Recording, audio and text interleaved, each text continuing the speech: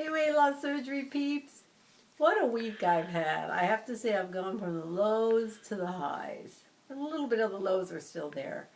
The first thing that has happened, as you know, I would have been in withdrawal from my fentanyl patch.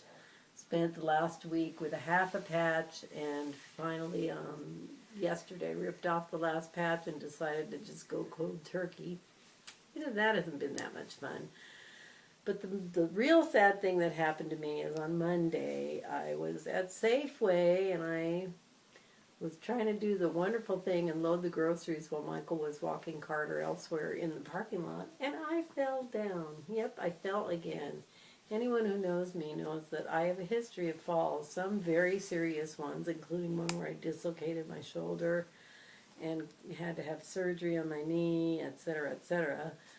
A couple other serious ones, and then some milder ones. I don't know what the problem is. I've even had physical therapy for my balance, and I'm really trying to work on it. But this fall and the fall I had most recently in Hawaii were both things that I believe were in the wrong place that I tripped over. This time they were redoing the parking lot, and the handicapped parking places had been configured such that when your car pulled in the right place, the concrete abutment that should be under your wheels or, right in front of your car were actually next to your car. And when I walked forward, I just didn't expect that, didn't see it, boom, down on both my knees. It was so painful that night that I ended up in the emergency room because I really, I'm no stranger to pain, and this felt like something very serious. But as it happened, he put me in an immobilizing splint. Took an x-ray, saw nothing broken, and then I was referred to my doctor, my knee doctor, to see if there was tendon or ligament damage, and woohoo, there wasn't. So I'm just very sore. My knees hurt. I missed 2 days of exercising, which was really hard on me emotionally. As you can imagine, when you have that habit, it's very hard to not be doing it, especially when you're all like this because you're coming out of your skin from withdrawal from fentanyl. Then I did go on a 2-mile walk yesterday, and that felt fine. I had a little bit of a twinge at the end, and I know that's about my limit right now. And I'm allowed to go into the water again as of tomorrow. So I really feel like I dodged a bullet. At first, all my fears came up about what it's like to be laid up, because that is a familiar feeling for me, having had surgery on my back, having had two other surgeries, and having just been injured in falls. I find myself bedridden, and I find myself packing on the pounds. And sure enough, just as I want to be going over the withdrawal, of course I had those same impulses, but I managed to avoid them. I mean, one of the days they gave me some injection in the ER that had made me sleep all day the next day. So eating was not really an issue that day. It was, getting anything in was an issue. And the rest of the week, I've just eaten moderately, gotten my protein in, maybe not so great on my water, because without going out and exercising and stuff, I don't have those incidences where I usually have water with me and I'm drinking a lot. But the shocking thing is, and here's my numbers, I lost 6 pounds this week. Now here I was thinking, oh my God, I'm going to gain. I'm in bed. I'm not doing my exercise. I'm not getting my water. I don't know if it was that those 2 slow weeks I just had of losing a pound a week for 2 weeks were the time when my body was creating the glycogen store. You all know that article I keep referring everybody to. And then maybe that it just coincided with that had happened, and now I was ready to lose the water that your body uses to make that glycogen. I don't know. Hey, I'm not going to question it. I'll take it.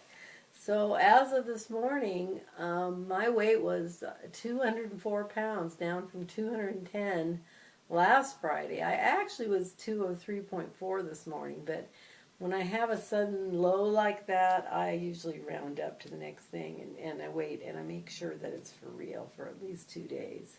That's just one of those little quirky things about Meggie.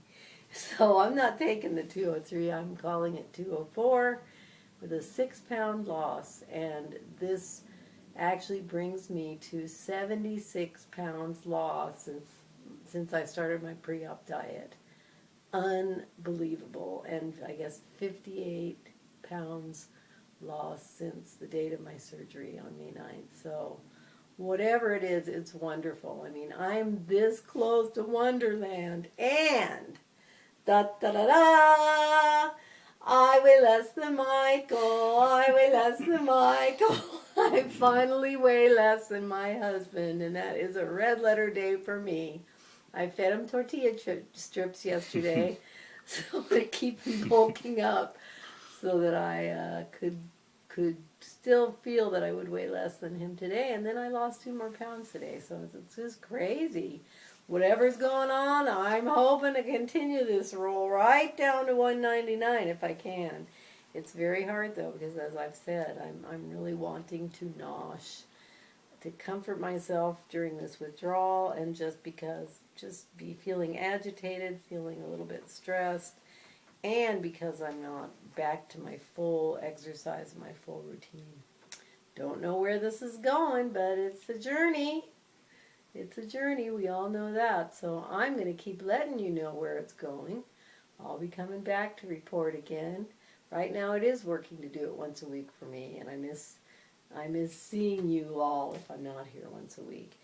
I'm also in some great groups on Facebook. If any of you either want to be in one that's called Quest to Wonderland, I'm now an administrator for that, so I can add you. Another great group of people called the Challengers. We set challenges, monthly challenges, and our weigh-in day is a day earlier, so I posted 5 pounds at our challenge this week. I have a group of 11 other women. We're all in a group together. We even chat on Facebook about supporting each other. Support is just so key. I have a lot in my life. I have my darling Michael. I couldn't have a better, more supportive husband in a journey like this. I definitely have friends that support me, but when you're surrounded by people who have also had surgery, it's a big help. So any of the Facebook groups I'm in, there's another one called Achieving Through Sleeving. And these are all private groups, so you don't have to worry about anything you post appearing on your Facebook page for others to see. And that way we can let it all hang out. So let me know if you want to be in any of these groups. I certainly love your comments, and will continue to comment on your videos and follow your journeys avidly. So I haven't heard from you, West Oz girl, and I'm not hearing enough from you, Family Forevermore, or Deb in Australia. So come on, come on, come on, come on, come on. It's time for a video. Mwah! I'll be back. See you soon. Bye.